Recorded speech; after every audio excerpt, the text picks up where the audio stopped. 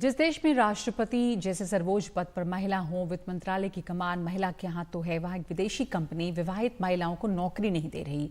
भारत में एप्पल के लिए आईफोन बनाने वाली ताइवानी कंपनी फॉक्सकॉन पर आरोप है एक बेतुके नियम का। ये नियम ये है कि विवाहित महिलाओं को वह नौकरी नहीं दी जाती। जैसे ही ये मामला तूल पकड़ने लगा, वैसे ही श्रम मंत्रालय ने भी इस मामले की जानकारी जुटाकर संज्ञान लिया। कंपनी को केंद्र सरकार ने तुरंत रिपोर्ट पेश करने का आदेश दिया है। शादीशुदा महिलाओं को नौकरी पर नहीं रखने के आरोपों के बीच फॉक्सकॉन इंडिया ने सफाई दी है। फॉक्सकॉन ने सरकार से कहा है कि उसके नए कर्मचारियों में से 25% विवाहित महिलाएं हैं और उसका सुरक्षा नियमन भेदभावपूर्ण नहीं है। ये जानकारी पीटीआई ने सूत्रों के हवाले से दी है। हमारे साथ जुड़ रही हैं मेरी सहयोगी उमा सुधीर। इस पर उमा, ये जो आरोप लगे थे फॉक्सकॉन के, इसकी कोई क्या पुष्टि हो चुकी? बहुत कुछ लोगों से बात हुई होगी, क्योंकि वहाँ के फॉर्मर एम्प्लॉई, एक एचआर एम्प्लॉई भी इस बात को कई जगह कोट किए गए हैं कहते हुए, मिस्टर पॉल, कि ऐसा होता था। कुछ वहाँ के वर्कर्स भी इसको कह रहे हैं, टेस्टिफाई कर रहे हैं। तो क्या जानकारी है आपकी? एक तो ये कि फॉक्सकॉन दुनिया का सबसे बड़ा इलेक्ट्रॉनिक्स कॉन्ट्रैक्टर कंपनी है और आईफोन बनाने का सबसे बड़ा प्लांट इंडिया में यही वाला है जो श्रीपुरम्बदूर चेन्नई में पड़ता है। ये रॉयटर्स की इन्वेस्टिगेशन है और उन्होंने कहा है कि 2023 और 24 के अंदर, यानी कि जनवरी 2023 और 24 के बीच उन्होंने बात की है फॉक्सकॉन के न सिर्फ एम्प्लॉयज से या फिर फॉर्मर एम्प्लॉई से या फिर एजेंसी से जो हायर करते हैं फॉक्सकॉन के बिहाफ में, और कुछ एडवर्टाइजमेंट्स भी ऐसे निकले हैं जिनमें कहा गया है खास तौर पर और बहुत स्पेसिफिकली कि इसमें अनमैरिड विमेन इसके लिए क्वालिफाइड नहीं है। और इसके लिए 3-4 रीजंस बताए जा रहे हैं। एक में इसमें ये कि जो शादीशुदा महिलाएं हैं उनकी जो परिवार की जो रिस्पॉन्सिबिलिटीज होती हैं वो ज्यादा होती हैं। उनको चाइल्ड बेयरिंग यानी कि बच्चे जब पैदा होते हैं तो ज्यादा एब्सेंटीज्म भी उनमें होता है, ये एक मुद्दा है। और दूसरा मुद्दा उन्होंने बताया है कि शादीशुदा महिलाएं अक्सर पाँव में एक रिंग पहनती हैं और उसके अलावा एक चेन भी पहनती है जो मंगलसूत्र होता है, और उसकी वजह से उनके खिलाफ एक तरह का बायस था जिसकी वजह से उन लोगों को हायर नहीं किया जा रहा था। फॉक्सकॉन ने अपनी तरफ से सफाई दी है कि हमने जो लेटेस्ट हायर किया है उसमें 25% तक मैरिड विमेन ही है। एक और खास बात यह भी है कि फॉक्सकॉन शायद सबसे बड़ा एम्प्लॉयर है, उनके पास 45,000 लोग हैं और उसमें से 70% महिलाएं ही है। और उनका ये कहना है कि 30% तक उसमें शादीशुदा महिलाएं। लेकिन इस बात का इम्पोर्टेंस इसलिए भी है कि ये बहुत इनफॉर्मली बहुत सेक्टर्स में चलता है कि महिलाओं को जॉब्स इसलिए नहीं दी जाती हैं या फिर वो शादी करके उनके रिस्पॉन्सिबिलिटीज बढ़ जाते हैं या प्रेग्नेंट हो जाते हैं, बच्चे हो जाते हैं, फैमिली। तो ये बहुत इंपॉर्टेंट मुद्दा इसीलिए भी है और इसलिए केंद्र सरकार ने अब चेन्नई तमिलनाडु की सरकार को खत लिखा है और रीजनल जो लेबर कमिश्नर हैं उनसे भी मांगा है कि आप प्राइमरी जो फैक्चुअल इन्फॉर्मेशन है ये आप हमें दीजिए, क्योंकि फॉक्सकॉन का कहना है कि जिन लोगों को हायर नहीं किया उन लोगों ने एक तरह से पॉलिटिकली मोटिवेटेड या बिजनेस मोटिवेशन के साथ ये आरोप लगाए हैं।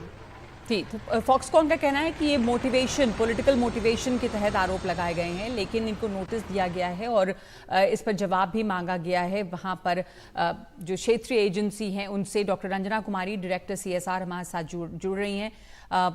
डॉक्टर रंजना कुमारी, ये कितना ज़्यादा प्रेवलेंट है? वैसे फॉक्सकॉन तो एक है, मल्टीनेशनल्स हैं, पर दूसरी कंपनियां भी हैं जहां पर एक बिना बताए एक बायस होता है, कई कारणों से होता है, आपने देखा होगा अपने तजुर्बे में।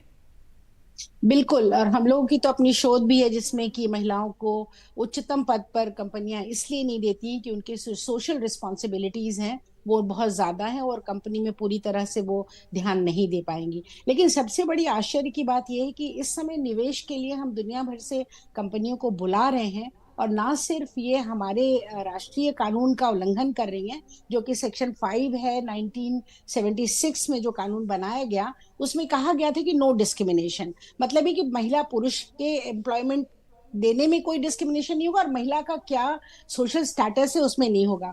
फिर उसके अलावा ये सिर्फ राष्ट्रीय कानून का उल्लंघन नहीं है, ILO ने, इंटरनेशनल लेबर ऑर्गेनाइजेशन की 2 कन्वेंशन है। एक कन्वेंशन तो बहुत पुराना कन्वेंशन है 1958 का 111, और उसके बाद फिर एक दूसरा उस 1981 में फिर से उस कन्वेंशन को री एनफोर्स किया गया कि कोई भी एम्प्लॉयर महिला के मैरिटल स्टेटस को लेकर के डिस्क्रिमिनेशन नहीं कर सकता है। तो ना जी सिर्फ ये बट नेशनल वायलेशन है, इंटरनेशनल भी वायलेशन है।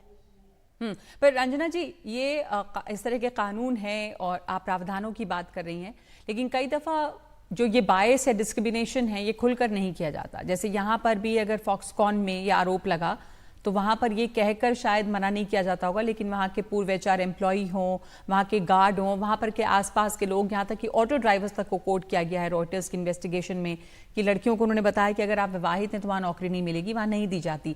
तो इस तरह की एक चीज़ें रहती हैं। अब ये लिखित कानून नहीं है, तो आप लोगों के शोध में ये बातें सामने आई कि न सिर्फ मल्टीनेशनल्स, दूसरी कंपनियां भी, छोटी बड़ी तमाम जगहों पर इस तरह के भेदभाव देखे जाते हैं। नहीं, बिल्कुल ये भेदभाव नेशनल कंपनियों में भी है और इंटरनेशनल कंपनी जो अब आ रही हैं उनमें भी। और सबसे आश्चर्य की बात यह है कि इस बात को सामने लाने के लिए एक इंटरनेशनल मीडिया कंपनी को सामने, रॉयटर्स को सामने आना पड़ा। हमारे देश में जो हमारे देश के तमाम इस तरह के रिसोर्स संस्थान हैं, सरकारी संस्थान हैं, जो हमारे एम्प्लॉयमेंट गारंटी के लिए, एम्प्लॉयमेंट इन्वेस्टिगेशन के लिए संस्थान है, वो लोग क्यों नहीं इन चीजों को की जानकारी हासिल करते जी हैं और क्यों नहीं सामने लाते हैं। और ये डिस्क्रिमिनेशन अक्रॉस द बोर्ड होता है, खास तौर से 3 कारण से। एक तो ये इन्होंने तो पता नहीं अजीब सा ज्वेलरी का, गले में मंगलसूत्र, मंगलसूत्र बहुत बड़ी चर्चा का विषय इस पूरे चुनाव में भी था। लेकिन मंगलसूत्र को लेकर के आप किस तरह से एक महिला को गले में एक हार पहनने से कैसे एक महिला काम करने में, या अंगूठी, वेस्ट में तो मैरिड औरत हमेशा एक रिंग से ही उनकी पहचान होती है शादी की, और आपने कभी डिस्क्रिमिनेशन नहीं किया वेस्ट में। तो ये क्या कारण है कि जी हिंदुस्तान आकर के इन छोटे छोटे मामूली कारणों को बता के डिस्क्रिमिनेट करते हैं। असली बात यह है कि उन बिल्कुल। लोग को ये लगता है कि मेटर्निटी लीव देनी पड़ेगी, औरत की प्रेगनेंसी को कवर करना पड़ेगा, उसकी हेल्थ को कवरेज देनी पड़ेगी। इन सब चीजों से जो लेबर लॉज के जो मिनिमम लेबर स्टैंडर्ड्स हैं उनको जी ये लोग अवॉइड करते हैं मानने के जी लिए, इसलिए इस तरह की डिस्क्रिमिनेशन होती है। सही कह रही हैं आप कि आगे चल के मैटरनिटी लीव और जो घर की जिम्मेदारियां हैं उसके चलते अगर छुट्टियां लेती हूँ महिलाएं तो उन सब चीज़ों को लेकर, लेकिन लेबर लॉज तो बने हुए हैं कि कितने घंटे काम करवाए जा सकते हैं।